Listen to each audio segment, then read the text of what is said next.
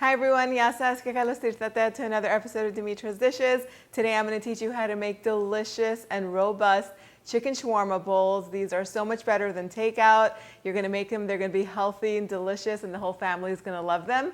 Let's get started. Okay, so we're going to begin by marinating the chicken. I have boneless, skinless chicken thighs here, 2 pounds of them. You can use chicken tenders or chicken breast if that's what you love. We're going to drizzle some olive oil on top, freshly squeezed lemon juice. This is half of a very big lemon, so you need between 2 to 4 tablespoons, and I'm going to put more because I love the flavor that lemon adds. Sometimes when I don't have lemon juice, I substitute vinegar for it. Whatever vinegar you like works. I love using balsamic vinegar in this. I have 5 or 6 garlic cloves that are grated, and now I'm going to put the spices in. 2 teaspoons of paprika, 2 teaspoons of salt, 2 teaspoons of ground cumin, a heaping teaspoon of ground coriander, a heaping teaspoon of sumac, a little bit, about 1/4 to 1/2 teaspoon of turmeric, and some crushed red pepper flakes. I'm going to put them in and then add some freshly cracked black pepper. Toss everything all together until the chicken is coated in all those spices. My regular shawarma recipe calls for cinnamon and ground cardamom.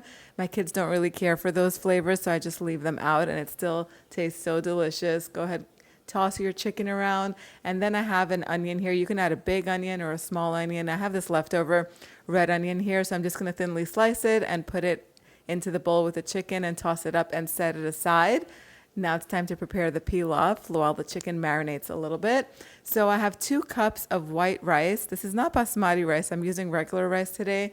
Just a regular long grain rice will do. Your favorite rice will work in this recipe. Just make sure to rinse it well, about 5-6 times under cold running water, and then let it soak in water for about 10 to 15 minutes. That's how it's just going to taste really, really good once you go ahead and cook it. So in a big pot, I'm going to melt some butter, but you can use olive oil instead. And I'll add 2 cans of chickpeas that I've rinsed and drained. And I'll just season them with some salt, freshly cracked black pepper, and some garlic powder. And these are going to cook until they're a little bit golden. Once that's done, we're going to drain the water from the rice and add it to the pot with 2 teaspoons of salt, some fresh lemon juice. You could just do about 2 tablespoons of fresh lemon juice. And then I'll add 2 cups of chicken broth to this. Water is a good substitute if you don't have the chicken broth. Give everything a mix, and once it comes to a boil, go ahead and reduce the heat to a low. Cover the pot with a lid and let it simmer for 15 minutes. While that's happening, you can cook your chicken. So I'm going to use the air fryer today just because it's so easy, but you can grill the chicken. You can cook it on the stovetop in a pan or under the broiler. I'm going to leave it up to you, but I find the fryer just cooks it up really quickly and easily.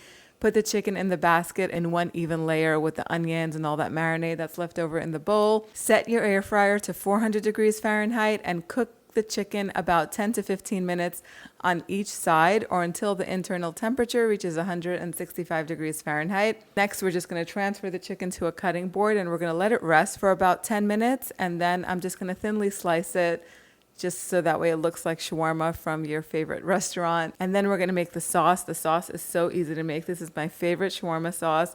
It's one of the most popular recipes on my blog because it tastes so good and it's so easy to make. In a bowl, I'm going to add about 1 cup of yogurt, 1/4 cup of mayonnaise, 2-3 tablespoons of fresh lemon juice, and 1 to 2 grated garlic cloves. Just whisk that all together, and that's it. The sauce is done. I like to transfer it in this little bottle that you can just squeeze the sauce over the food later on. It's just easy to serve, and it doesn't take up too much space in the refrigerator too, but you can leave it in the bowl if you like, no problem.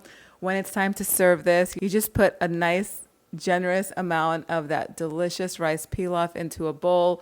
You top it with some salad. I just chopped up some cucumbers and tomatoes and added some mint and olive oil over them with a little pinch of salt.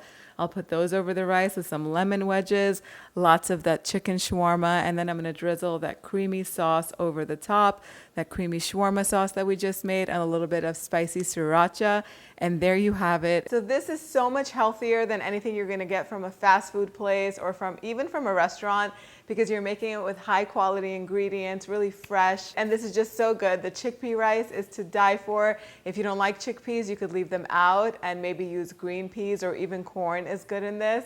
I think you guys are going to absolutely love this recipe. You can head on over to the website to print it out, and if you decide to make it, please share pictures with me on Instagram and on Facebook. I'd love to see your recreations.